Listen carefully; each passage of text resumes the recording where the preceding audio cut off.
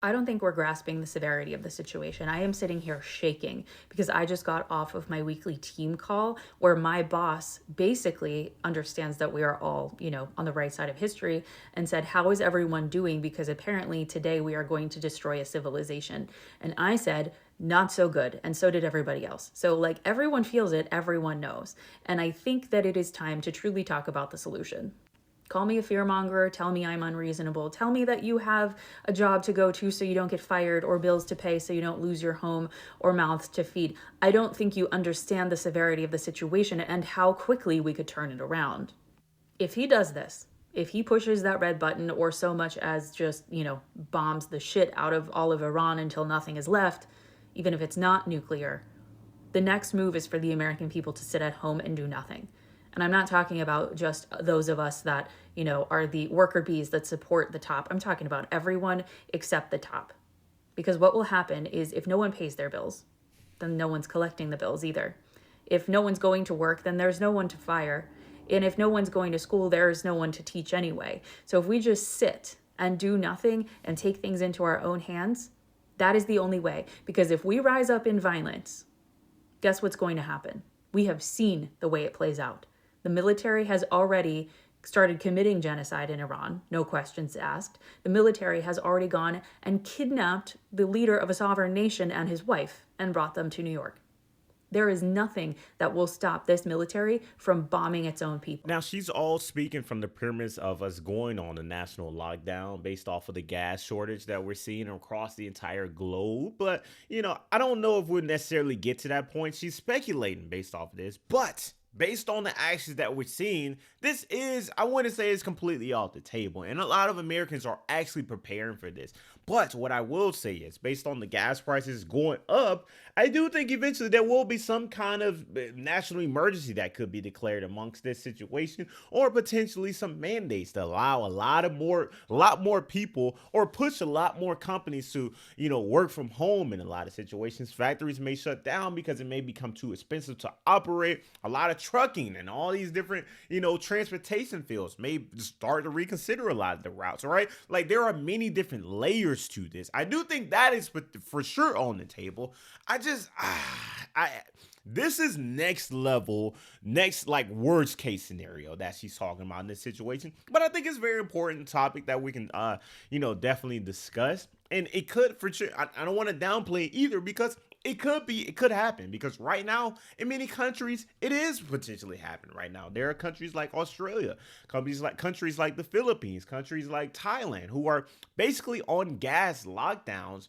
Well, not gas lockdowns. There are significant restrictions based on the amount of oil that they have right now as we speak. This is, as of a couple days ago, I haven't updated, but that was my last update on the situation. But overall, yes, I think this is very important, and let's dive deeper into this. We can't rise up militarily, we can't rise up violently, because there is no way that we are going to beat biochemical warfare and B 2 bombers on our own cities and towns. The way that you take control is you take hold of their lifeline, their oxygen, and that is money, and that is what has to happen. Because Congress is not going to invoke the 25th. They are not going to remove Donald Trump because they fear the supporters. They know that J6 2.0 will happen. This is the only way forward. I am telling you. And go ahead and unfollow me if you don't think I'm right. But I'm telling you, this is how we do it. We do it by doing absolutely nothing. And it's all of us, or the great majority, which we know Donald Trump's approval rating is like 37% or something.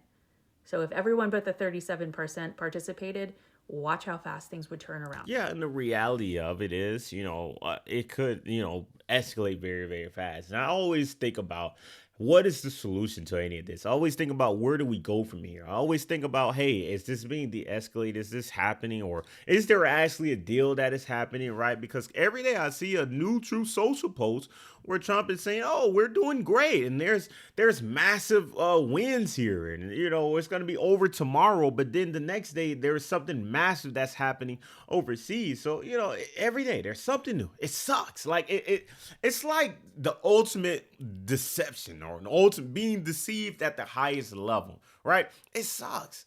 I just don't get it. And the fact that I'm reading, Truth Social's crazy post, right? Trump posted this, right? Subject to the Islamic of Iran agreeing to the complete and immediate and safe opening of the Strait of Hormuz, I agree to suspend the bombing and attack of Iran for a period of 2 weeks. This will be a double-sided ceasefire. So basically what he's saying is, since they agreed, so he says, I don't know, the validity of this, but this is from, President Trump, and there's many other sources that talk about it, right? But basically he's not going to wipe out an entire civilization because of this ceasefire, which is crazy. I like my question. All right, and I was trying to stay calm this whole video, but I gotta get to. I have to. How are we allowing this to happen right now? Is this even legal? My point is, right? Let any other president in the past do these different things. It blows my mind. This is the frustrating part of when I watch these videos or when I read these different things, because how is this legal? How is this even a thing? Wipe out a civilization? What? You know what? Anyways, here's another perspective on this situation. Let's dive into it. They can't believe they didn't see this coming. They can't, all right? Because he's saying it in plain language. This morning, from an official communication from the President of the United States, he wrote the following. You ready for it? And I quote, "A whole civilization will die tonight, never to be brought back again." That is an official post by the president. A post by the president is also an official White House communication. When the White House communicates, they communicate on behalf of the American government and the American people. Congratulations, America. We're about to kill millions of people. Post by the President of the United States. The President of the United States of America. Don't let anything else slide by. Don't overthink this. Don't downplay it, or he's just talking. He's powerful. He's strong. The President of the United States posted that. Not some extremist right or left or conspiracists, any of this. The President of the United States. That's scary. It is. It's scary.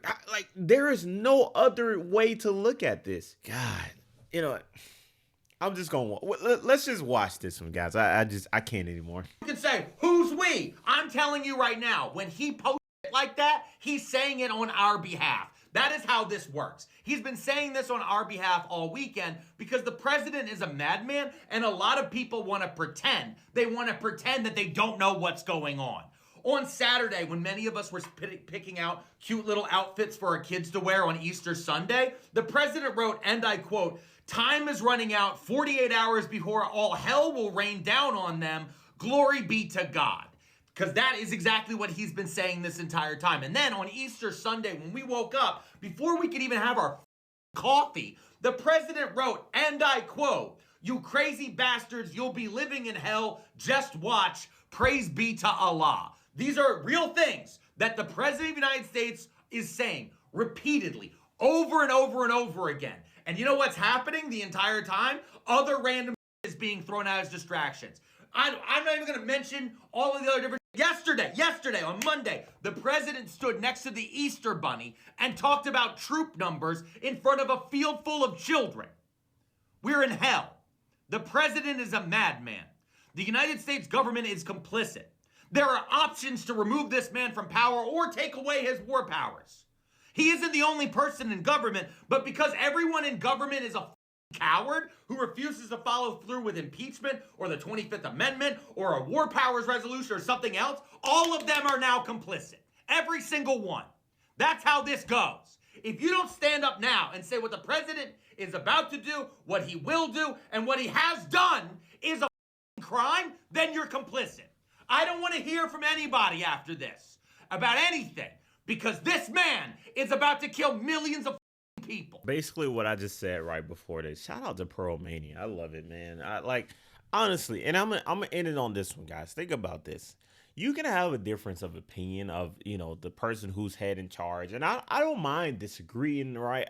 That is the thing that I've always stood on. I don't mind disagreeing with the president. I don't mind, having a difference of a political opinion. I don't mind any of that. But when we put aside all, when we get back to the table and we talk about these issues, And we can't even talk about the baseline issues because there's so much chaos or there's so much decorum that it's not even being reached, professionalism or, respect for the position of the White House. Like when you get beyond to that point, that's when I have a problem. Like I don't, initially I've never had a problem with the Republican Party. Even though I have a difference of opinions, I agree with some things, I disagree with others, but I never had a problem with it. Right now, at this moment, I have a problem with the Republican Party. I do. I seriously do. And I put the Democratic Party aside. I'm not saying they're perfect whatsoever.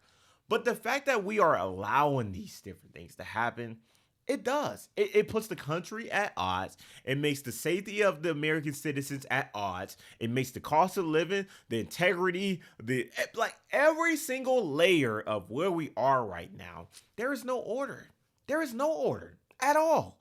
There are actually people right now that have decided to pack it up and leave the country as we speak. I don't know. Do what you want to do with that as you will. I'm not fearmonger. It's just kind of, it's a rant. It's a rant at this point. I think this is going to be my last video on this for the day. I'll resume on it tomorrow. I know a lot of y'all like to talk about this, but it's just a lot, honestly. We're going to talk about it. It's just frustrating to see a lot of these different things. But y'all let me know what y'all think about this in the comment section below.